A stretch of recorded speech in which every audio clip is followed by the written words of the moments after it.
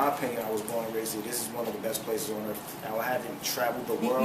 You felt that before this big boom? Yes, ma'am. Yes, ma'am. I've been to just about every state on the East Coast. I mean, like, been there for a while, not just for 2 days. And outside of Brooklyn, I would say my #1 town would be Pittsburgh, because the way the black people treat each other there. You know, the first thing I noticed in the club in Pittsburgh, everybody's, you know, drinking it, but they're dancing goofy. Just like everybody's just having a good time. Nobody's, you know, acting tough or whatever. And I think as far as that goes, as far as, you know, the fun of things, that's I don't think that's here. You know, as far as as much fun as Brooklyn used to have with Brooklyn, like it's faded away. As much fun as you mean the? How do I say? Let's just say, I guess, you know, block parties, things like that. You know, rooftop parties, a house party. I don't know. You know. Just you know, like the simple party. Those good things. Yeah, like good old fashioned fun. Only survive. Come on out and party. It's just going, man. But why do you think that what factors have? The love is gone. You know, life is tougher. Love is gone. Not love is gone, but it's tougher outside. I didn't say that right. You know, it's like it used to be more family orientated.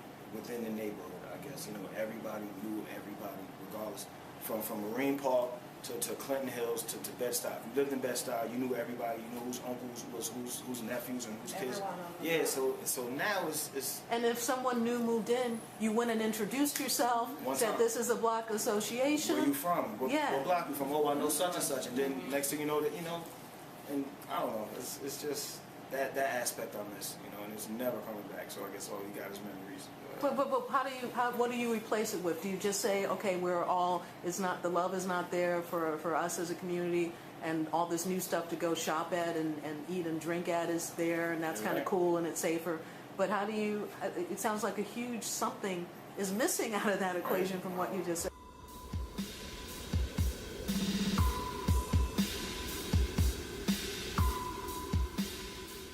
All of the stuff that you guys are talking about supports the concept that we have about building a community sort of cultural district, because a lot of it is about how do you share information, how do you say hello to people who are strangers that you wouldn't feel comfortable saying hello to, and you know, that's what we're thinking on, because there's so much cultural wealth. We are in the center.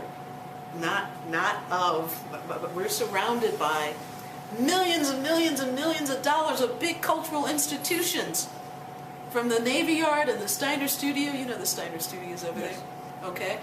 To the whole cultural district and whatever. Yet it's just discounted tickets and whatever. But there's nothing here.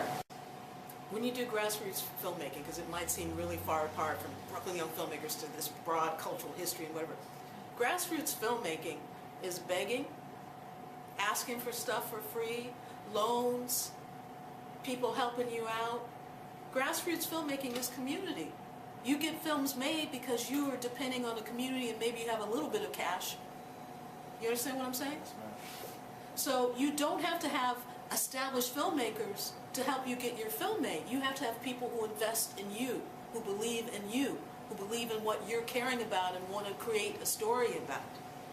So our idea is, let's get very local, because we're in such a rich neighborhood, okay? And if people, and I feel that there's a lot of people, not only older people who've been here, but people who've come in fresh, who would love to feel a little bit connected to the community, but there's no community bridging. Okay, there's no projects that don't require a huge investment, but that can set you up with starting to know some of these people in a way that's interesting. Now I'm going to go help the needy, now I'm going to, you know, whatever. And so the idea of being a cultural center that's tied into other small businesses that also can do small events that can happen while they're still open. The idea of storefronts where you walk down the street and, oh, there's a pop-up discussion here that someone who does, you know, runs a Weaver thing or whatever, or there's someone who knows about lighting, or there's someone, you know, and it's a little discussion, but I'm stumbling in, I'm not even interested in that. But it's interesting to learn something about that, and let me tell you what I do. You see what I'm saying about creating that network and creating people who could care about what you want to do on this small level?